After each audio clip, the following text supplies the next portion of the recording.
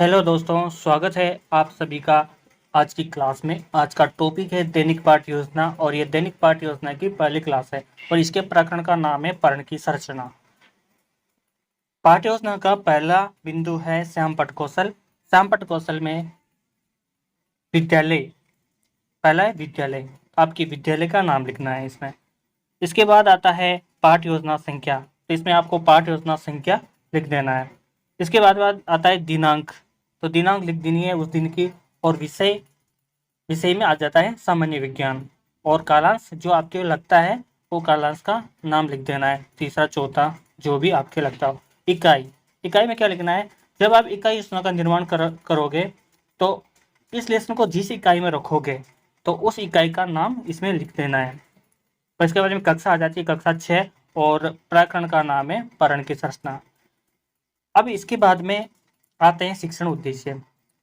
शिक्षण उद्देश्य में पहला है ज्ञानात्मक। ज्ञानात्मक के दो प्रकार होते हैं, पहला प्रत्यास्मरण और दूसरा प्रत्याविज्ञान।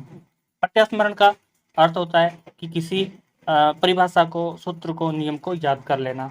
और प्रत्याविज्ञान का अर्थ है कि पहचान कर लेना, जैसे किसी परिभाषा की पहचान कर लेना, परिभाषा को वापस सुना देना। इसके बाद में इसका सेकंड, इसका पहला आता है, तो इस प्रकार आपको पहला लिखना है, विद्यार्थी पर्ण की संरचना से संबंधित विभिन्न तथ्यों का प्रत्यास्मरण और प्रत्याविज्ञान कर सकेंगे। सेकंड लिखना है, विद्यार्थी पर्ण की संरचना से संबंधित विभिन्न तथ्यों का पुनः प्रस्तुतिकरण कर सकते हैं। इसके बाद में आता है इसका सेकंड अवबोधात्मक, यानी कि जो ज्ञान प्राप्त किया है उसकी समझ विकसित करना। इसका पहला है, विद्यार्थी पर्ण की संरचना से संबंधित विभिन्न तथ्यों की व्याख्या व तुलना कर सकेंगे। सेकंड है, विद्यार्थी पर्ण की संरचना से संबंधित विभिन्न तथ्यों की जानकारी प्राप्त कर सकेंगे। इसका थर्ड आता है ज्ञानोपयोग, जो ज्ञान प्राप्त किया है, जो समझ विकसित की है, इसको आगे चल करके किस प्रकार से इसका प्रयोग करेगा। इसका पहला है, विद्यार्थी पर्ण की संरचना से संबंधित ज्ञान का उपयोग उच्च अध्ययन में कर सकेंगे। इसका सेकंड वाला है, विद्यार्थी पर्ण की संरचना से संबंधित विभिन्न तथ्यों से प्राप्त ज्ञान का दैनिक जीवन की परिस्थितियों में उपयोग कर सकेंगे। इसके बाद आता है चौथा कौशल, चौथा उद्देश्य, अभिवृत्ति। अभिवृत्ति यानी कि जो ज्ञान प्राप्त किया है उसके प्रति क्या सोच रहेगी, सोच विकसित करना, सकारात्मक सोच विकसित करना। पहला है, विद्यार्थी पर्ण की संरचना के प्रति सकारात्मक व वैज्ञानिक दृष्टिकोण विकसित कर सकेंगे। तो इसके बाद में इसका उद्देश्य आता है, पांचवा उद्देश्य आता है अभिरुचि। इसका पहला है, विद्यार्थी पर्ण की संरचना से संबंधित समाचार पत्र, पत्रिकाओं के अध्ययन में रुचि विकसित कर सकेंगे। इसका सेकंड है, विद्यार्थी पर्ण की संरचना से संबंधित तथ्यों का गहन रूप से अध्ययन कर सकेंगे। इसके बाद में इसका छठा उद्देश्य आता है कौशल। विद्यार्थी पर्ण की संरचना से संबंधित तथ्यों को चार्ट, मॉडल, रेखा चित्र द्वारा प्रस्तुत कर सकेंगे। और इसका सेकंड है, विद्यार्थी पर्ण की संरचना से संबंधित जानकारी प्राप्त कर सकें। यानी कौशल में चित्र बनाना, कोई फिजिकल एक्टिविटी होगी तो वो इसके अंतर्गत आता है, जो कोई चित्र बनाना हो गया। इसके बाद में इस चैप्टर को पढ़ाओगे कौन सी विधि से, इस चैप्टर को पढ़ाओगे कौन सी विधि से, तो शिक्षण विधियों में लिखना है व्याख्यान विधि, प्रश्नोत्तर विधि, प्रदर्शन विधि। और इसमें कौन कौन सी सहायक सामग्री प्रयोग की जाएगी, तो शिक्षण सहायक सामग्री में लिखना है लपेट फलक हो गए, नॉर्मल हो गए, लपेट फलक हो गए, श्यामपट्ट हो गए, चौक हो गए, डस्टर है, संकेतक है, चार्ट, मॉडल, अन्य शिक्षण सहायक सामग्री हो गई। इसके बाद में पूर्व ज्ञान में लिखना है विद्यार्थी पर्ण की संरचना के संबंध में सामान्य जानकारी रखते हैं। प्रस्तावना, प्रस्तावना प्रश्न में पहला प्रश्न है, हमारे शरीर को ऊर्जा किससे प्राप्त होती है, भोजन से। दूसरा है, हमारे भोजन का मुख्य स्रोत क्या है, पेड़ पौधे। तीसरा है, पौधों के मुख्यतः कौन कौन से भाग होते हैं, तो विद्यार्थी उत्तर देंगे जड़, तना, पत्ती, पुष्प। चौथा क्वेश्चन है, इनमें से पौधे का कौन सा भाग हरे रंग का होता है, तो विद्यार्थी उत्तर देंगे पत्ती यानी पर्ण। पांचवा क्वेश्चन हो गया, पर्ण के विषय में आप क्या समझते हैं, क्या जानते हैं, तो ये विद्यार्थियों को नहीं आएगा, तो इसको प्रश्न को बोलते हैं समस्यात्मक प्रश्न। इसके बाद में कहा जाता है उद्देश्य कथन। उद्देश्य कथन में लिखेंगे, आज हम पर्ण की संरचना के विषय में विस्तार पूर्वक अध्ययन करेंगे। अब अगला टॉपिक आता है प्रस्तुतिकरण। प्रस्तुतिकरण में दोस्तों सबसे पहले इस प्रकार की टेबल बना लेनी है। पहला कॉलम क्रमशः का शिक्षण बिंदु क्रियाकलाप। क्रियाकलाप में दो क्रियाकलाप छात्राध्यापक क्रिया और दूसरा कॉलम है विद्यार्थी क्रिया। फिर इसके बाद में आता है शिक्षण सहायक सामग्री। इस टॉपिक को पढ़ाने के लिए कौन कौन सी शिक्षण सहायक सामग्री प्रयोग में ली जा रही है। इसके बाद में श्यामपट्ट कार्य के लिए ये वाली जगह छोड़ देनी है, उसके लिए ये कॉलम बनाना है। पहला शिक्षण बिंदु है पर्ण के भाग, तो इसके लिए विकासात्मक प्रश्न है। पहला प्रश्न है पौधों में जल सेवन का कार्य कौन करता है, तो विद्यार्थी क्रिया में आ जाएगा तना। दूसरा प्रश्न है तने द्वारा जल किसे पहुंचाया जाता है, किसे पहुंचाया जाता है, तो पत्तियों को पहुंचाया जाता है। इसका तीसरा प्रश्न है पत्ती या पर्ण के विभिन्न भागों के बारे में बताइए, तो ये विद्यार्थियों के लिए हो जाएगा संभावित प्रश्न। इसके बाद में छात्र अध्यापक कथन करना है कि पर्ण तने से जुड़े होते हैं, पत्ती का वह भाग जिसके द्वारा वह तने से जुड़ी होती है पर्णवृंत कहलाता है।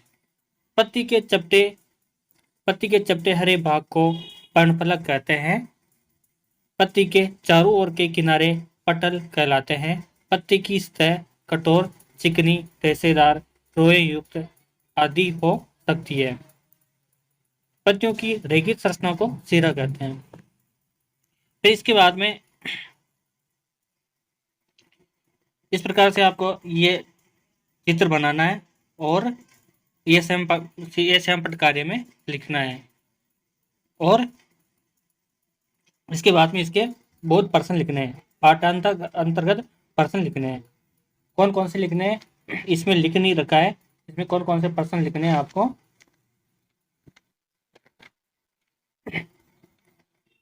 पहला प्रश्न हो जाएगा पर्ण के चपटे हरे भाग को क्या कहते हैं, तो इसका आंसर हो जाएगा पर्णफलक। और इसका दूसरा प्रश्न हो जाएगा पर्ण में सेवन का कार्य कौन करता है, तो इसका आंसर हो जाएगा सिराए। दूसरा शिक्षण बिंदु आता है शिराविन्यास। इसके विकासात्मक प्रश्न होंगे।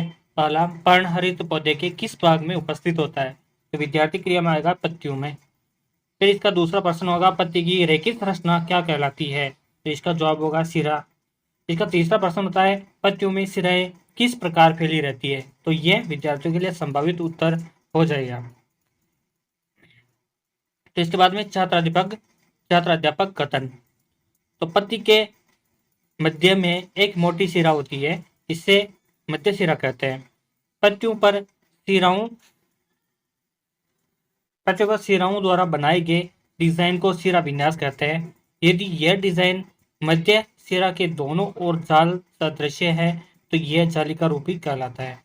जैसे आम हो गए, अमरूद आदि, तथा पत्तियों में यह सिराएं एक दूसरे के समांतर हैं, तो इसे समांतर सिरा विन्यास कहते हैं, जैसे गेहूं में होता है। तो इसके लिए चित्र बनाना है, ये वाला चित्र बना लेना है। अब इसके श्यामपट्ट कार्य में लिखना है पत्ती के मध्य में एक मोटी सिरा मध्य सिरा कहलाती है। सिरा विन्यास के प्रकार जालिका रूपी तथा समांतर, ये आपको श्यामपट्ट कार्य में लिखना है। फिर इसके बोध प्रश्न में लिखना है। पहला क्वेश्चन हो जाएगा सिराओं द्वारा बनाए गए डिजाइन को क्या कहते हैं, इसका जवाब हो जाएगा सिरा विन्यास। इसका दूसरा क्वेश्चन है समानांतर सिरा विन्यास वाले पौधे के नाम बताइए, इसके जवाब हो जाएंगे गेहूं, जौ, बाजरा। अब अगला शिक्षण बिंदु आता है पर्ण के कार्य। इसके विकासात्मक प्रश्न है। पहला पौधे के किस भाग में भोजन निर्माण का कार्य होता है, तो इसका जवाब आता है पर्ण में।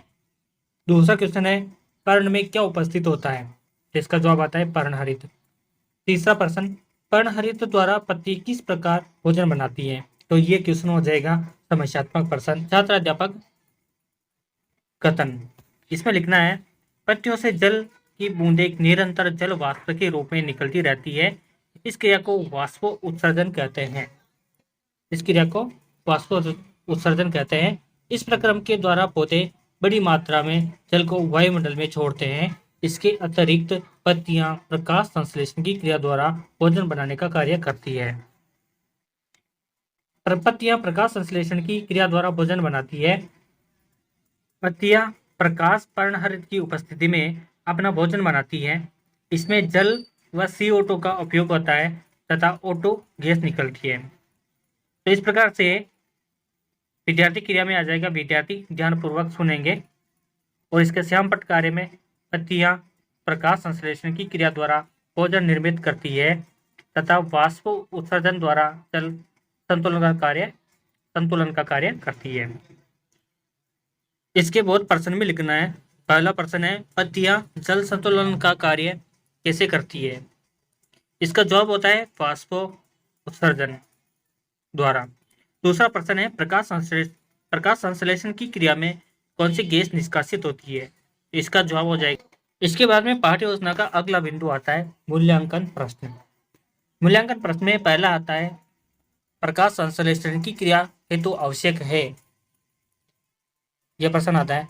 इसका पहला ऑप्शन है सूर्य का प्रकाश, ब है जल, स है CO2, द है उपयुक्त सभी। इसके बाद में इसका अगला क्वेश्चन है, पत्तियों की रेखीय संरचना को खालिस्तान कहते हैं। इसके बाद इसका तीसरा क्वेश्चन है, पत्ती पौधों में जल संवहन का कार्य करती है। सत्य असत्य टाइप का प्रश्न है। इसके बाद में इसका चौथा क्वेश्चन है, जालिका रूपी शिरा विनाश किसे कहते हैं? पांचवा प्रश्न है, पर्णवृंत क्या होता है? और गृह कार्य में आ जाएगा पर्ण की संरचना तथा कार्य को सचित्र समझाइए। तो दोस्तों, इस प्रकार से आपको पर्ण की संरचना पर पाठ्य योजना बनानी है। क्लास में बने रहने के लिए आपका बहुत बहुत धन्यवाद।